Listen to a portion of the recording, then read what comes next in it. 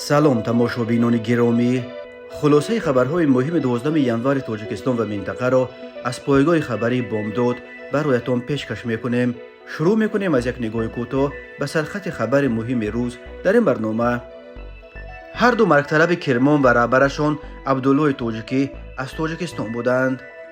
ما گفته بودیم نامه کبیری به دبیر کل سازمان شانگهای تاجیکستان و قرقیزستان علاقه ماه مارت سازشنامه مرزی را امضا میکنند.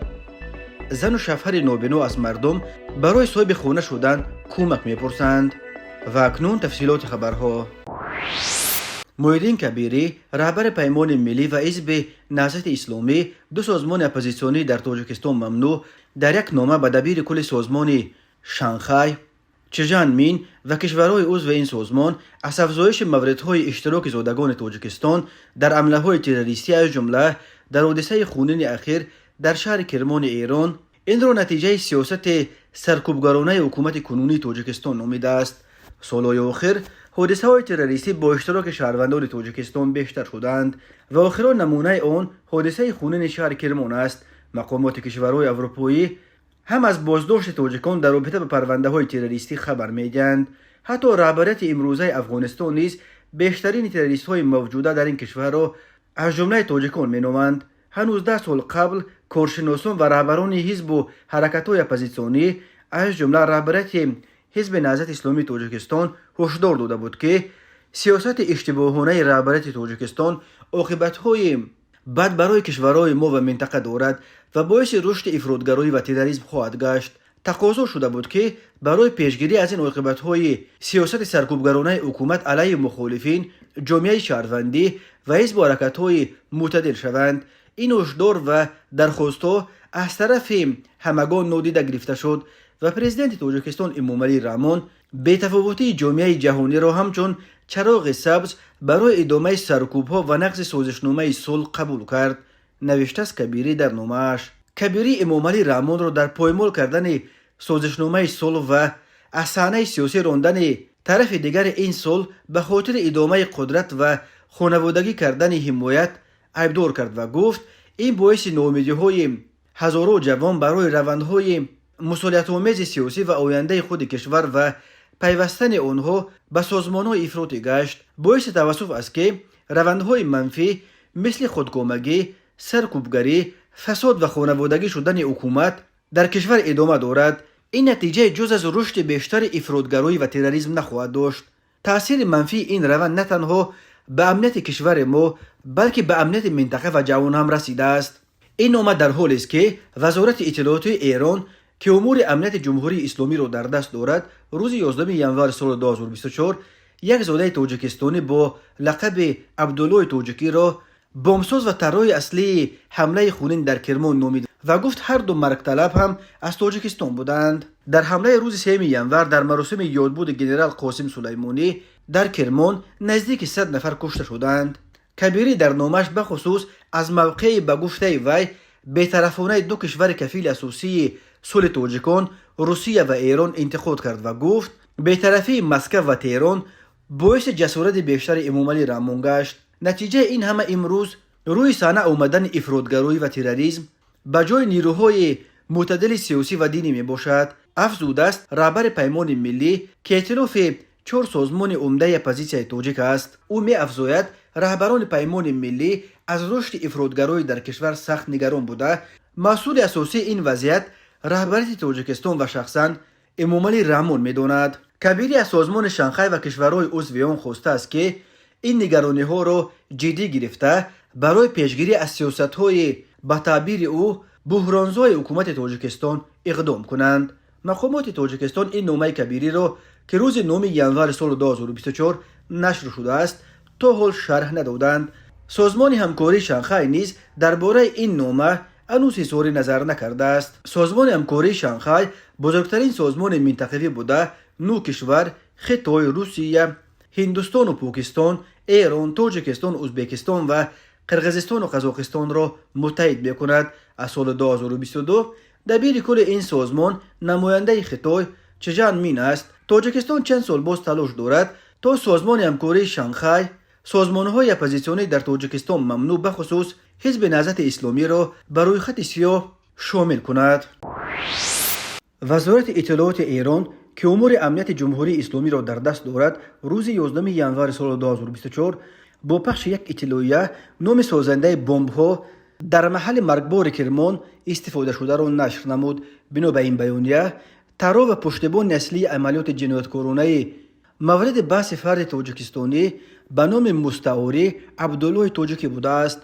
این وزارتخانه می افزاید که این شهروند تاجیکستان در تاریخ 28 آذر ماه گذشته همراه با یک زن و یک کودک برای تامین پوشش به صورت غیر مجاز و توسط قاچاقبرهای محلی از مرزهای جنوب و شرق وارد ایران شده به استان کرمان منتقل و در خانه اجاره در نزدیکی شهر کرمان مستقر می شود.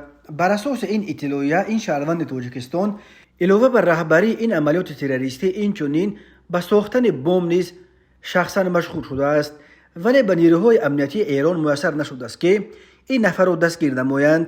او پس از آماده نمودن بمب‌های انتحاری و قدم به قدم کشیدن نقشه ترور را برای مسلکان خود 2 روز پیش از خود حمله ایران را ترک نموده است. شخصیت هر دو مرگ طلب نیز از جانب مقامات ایران معین کرده شده است. گفته می شوند هر دو مرگ طلب شهروندان تاجیکستان بوده. یکی از آنها بازارف اسرائیل امونالویویچ نام داشته 24 ساله بوده است. در مورد شخصیت دوم گفته شده است که کی بودن او را نیز بعد چند روز خواهند گفت. همچنین در این بیانیه به طور مفصل از کدام راه وارد خاک ایران شدن این شهروندان تاجیکستانی نقل شده است. در ادامه این اطلاع نوشته شده است که در روزهای حادثه از ساعت 13:03 و 13:16 این دو انتحاری به طور جداگانه از خانه خارج و به سوی گلزار شهدای کرمان حرکت می کنند. بنا به این گزارش گویا تروریستان پس از دیدن ماموران امنیتی و تدبیرهای شدید امنیتی که آن روز در محل دفن قاسم سلیمانی حکم فرما بود، از ترس به دست افتادن تصمیم گرفتند این عملیات خود را در مسافه دورتر از مقبره قاسم سلیمانی و بیرون از قبرستان راه اندازی کنند. باید یادآور شد که در این دو ترکش مرگبار که روز 3 ینور سال 2024 در 4مین سالگرد قتل فرمانده سپاه قدس قاسم سلیمانی در شهر کرمان به وقوع پیوست، نزدیک به 100 نفر جان خود را از دست دادند. شاخه خراسانی سازمان تروریستی به نام دولت اسلامی که در مطبوعات با نام داعش معروف است، مسئولیت ترکش‌های کرمان را به عهده گرفت. مقامات امریکا با تکیه به منابع استخباراتی خود نیز تایید نمود که واقعاً از روی عملهای آنها شاخه داعش مستقر در خاک افغانستان عملها را انجام داده است. لازم به یادآوری است که در گذشتن شهروندان تاجیکستان به دست داشتن در عملهای تروریستی در خاک ایران عیبدار شدند. حمله‌های سابق نیز که از طرف شهروندان تاجیکستان انجامیده بود از نام داعش قلمداد شده است و داعش نیز آنها را مجاهدین خود نامیده است. الکی ماه مارت سال 2024 سازشنامه درباره تعیین و علامتگذاری مرز تاجیکستان و قرقیزستان، مرزی از همه مرکب و نزاع در آسیای مرکزی، در سالهای آخر عرصه چندین مناقشه خونین مسلحانه با صدا کشته و زخمی شده است به امضا میرسد. در این باره روز 2 ینور سال 2024 در پی ملاقاتش با پرزیدنت تاجیکستان و با تکیه به سخنهای امامعلی رحمان، در این ملاقات وزیر کارهای خارجه ترکیه حاکم فیدان به ژورنالیستان خبر داد فیدان در چارچوب سلسله سفرش به کشورهای آسیای مرکزی در پی بازدید از بشکک وارد دوشنبه شده بود. حاکم فیدان در نشست خبری گفت ما خبرهای خوش گرفتیم که جانب قرقیزستان با تاجیکستان در مورد حل مشکلات مرزی به توافق رسیدند. انتظار می رود که سازشنامه ماه مارت به امضا برسد و من امروز امکان داشتم که در ملاقات با جناب پرزیدنت تاجیکستان تصدیق این خبر خوش را به دست بیارم. خدمات پرزیدنت تاجیکستان در گزارشش از ملاقات امامعلی رحمان با حاکم فیدان درباره در این دیدار بررسی شدن موضوع مذاکرات مرزی تاجیکستان و قرقیزستان چیزی نگفته است، ولی رهبر اداره سیاست خارجه ترکیه با توافق دست یافتن دوشنبه و بشکک در مسائل مرزی را جوابگوی منفعت‌های ترکیه نامید و گفت ترکیه همچون یک کشور برادری که به این منطقه توجه دارد به این سازشنامه اهمیت بزرگی را قائل است. امیدواریم که تاجیکستان و قرقیزستان ماه مارت به بحث‌های مرزی خود نقطه گذاشته به سوی امنیت و ثبات در منطقه قدم بزرگی بگذارند. پای ترکیه هم اخیراً به این مناقشه کشیده شد، چون که این کشور به قرقیزستان یکی از جانب‌های این نزاع مرزی ده‌ها درون یا هواپیماهای بی‌سرنشین موثر فروخت. جانب قرقیزستان در جریان آخرین مناقشه‌های مسلحانه مرزی که ماه سپتامبر سال 2022 رخ داد، از درون‌های از ترکیه خریدش به طور فراوان به ضد تاجیکستان استفاده برد. از جمله 25 ساکن ملکی تاجیکستان در نتیجه حمله با درون‌های ترکی به مسجد و مکتب در جماعت افش قلچه در مرز ناحیه باباجان غفوروف با ولایت بادکند قرقیزستان کشته شدند. آن روزها در شبکه‌های اجتماعی کاربران تاجیک از تصمیم ترکیه برای به یک جانب مناقشه فروختن درون‌های حربی به تندی انتقاد می‌کردند. رئیس جمهور قرقیزستان صادر جباروف اخیراً ضمن بازدید از ولایت با تاجیکستان از مرز بادکند خبر داد که بشکک و دوشنبه الکی در بهار سال 2024 مذاکرات مرزی را به پایان خواهند رساند. جباروف گفت آنها قصد داشتند که این کار را الکی تا پایان سال 2023 به انجام برسانند، ولی مذاکرات مرزی یک کمی طول کشید. تماشابینان عزیز، یادآور می‌شویم خلاصه مهمترین اخبار تاجیکستان را از پایگاه خبری بامداد تماشا دارید. برنامه را ادامه می‌دهیم. نماینده تاجیکستان در روسیه در امور مهاجرت با نتیجه گیری فعالیتش در یک سال گذشته یعنی سال 2023 خبر داد که در دوام سال با مساعدت مقامات دخلدار روسیه مزد منت پرداخت نشده شهروندان تاجیکستان در حجم 244 میلیون و 612 هزار و 420 روبل معادل به 12.6 میلیون دلار امریکایی برگردانده شد. نماینده گفت کمک حقوقی و مساعدت به مهاجران برای از کارفرمایان رویاندن معاش آنها به یک سمت اساسی فعالیت این نهاد در روسیه تبدیل یافته است. گفته می شود سبب‌های نپرداختن مزد مهنت مهاجران گوناگون است، ولی اکثرا به نبودن شرطنامه مهنتی، نامرتب، نافهمو و شفاهی بودن مصلحت با کارفرما و بعضاً به ناراضی‌های کارفرما و صفت پست کارهای انجام شده وابسته است. از بس که مهاجران به شرطنامه مهنتی به کار شروع نموده، در یگان حجت رسمی نام و نسبشان به قید گرفته نشده است و غیر از این عادتا مهاجران نام و نسب کاردهنده اصلی سراغه حقوقی کارخانه را نمیدونند. پیگیری مسئله اثبات معامله کارگر با کارفرما مشکلی ایجاد میکند. در این صورت نمایندگی با نوشتن عریضه شکایتی با استفاده از کمترین دلیل مسئله پرداخت نشدن مزد مهنت مهاجران را طریق سود بررسی می نماید که عادتا مثبت حل می شود. ذکر شده است در اصابات نمایندگی تاجیکستان در روسیه در امور مهاجرت به شهروندان جمهوری تاجیکستان مهاجران مهنتی توصیه می دهد که من بعد هنگام فعالیت مهنتی طبق قانونگذاری روسیه عمل کرده حتما با کارفرما شرطنامه مهنتی به امضا رسانند و یک نسخه اصلی آن را پیش خود حفظ نگاه دارند. همزمان طبق طلبات نو از 7 ینور سال 2024 شهروندان خارجی که پتنت گرفتند وظیفه دارند که در دوام 2 ماه از روز دادن پتنت به مقامات حدودی مهاجرت وزارت کارهای داخلی روسیه را از جای کار پیدا کردهشان با آگاهنامه خبردار کنند. اگر در دوام 2 ماه آگاهنامه درباره فعالیت مهنتی پیشنهاد کرده نشود، سپس پتنت شهروند خارجی بدون آگاهی بیکار کرده شده، مولت بود و باش او در قلمرو روسیه کم کرده می شود. در صورت بیکار کردن پتنتش مهاجران تنها بعد 1 سال می توانند برای گرفتن پتنت نو مراجعت کنند. نمایندگی تاجیکستان در روسیه در امور مهاجرت از همه مهاجران تاجیک در روسیه خواسته است که در صورت پیدا شدن سوالها به بخش‌های این نهاد در مسکو به 5 حوزه فدرالی روسیه مراجعت کنند. حوزه فدرالی مرکزی شهر مسکو +7 495 967 9844 و شبکه اجتماعی واتساپ +7 999 912 5868. حوزه فدرالی اورال شهر یکاترینبورگ +7 982 739 89 98. حوزه فدرالی پریولژه شهر اوفا +7 966 031 22 22. حوزه فدرالی شمال و غرب شهر سنت پترزبورگ +7 977 963 25 69. حوزه فدرالی جنوب شهر کراسنودار +7 996 120 77 77. حوزه فدرالی شرق دور شهر خباروفسک +7 926 311 5253. وفا نظاروف رسوم خلقی تاجیکستان، رئیس اکادمی مصوری جمهوری و برنده جایزه دولتی به نام رودکی روز 12 ینور سال 2024 در سن 83 از عالم چشم پوشید. در این باره وزارت فرهنگ تاجیکستان و دوستان و نزدیکان رسام معروف خبر دادند. درباره علت مرگ وفا نظاروف چیزی گفته نشده است، اما گفته می شود که مراسم ودا و نماز جنازه وفا نظاروف روز جمعه 12 ینور در مسجد نو محله لچوب شهر دوشنبه برگزار می شود. وفا نظاروف 6 ماه سال 1940 در دهه دیودره نویه شوراباد به دنیا آمده است. پدر وفا نظاروف سال 1943 در جنگ بزرگ وطنی به نام نشان شد و او یتیم ماند. در خانه کودکان نویه خوبلینگ به وی رسید.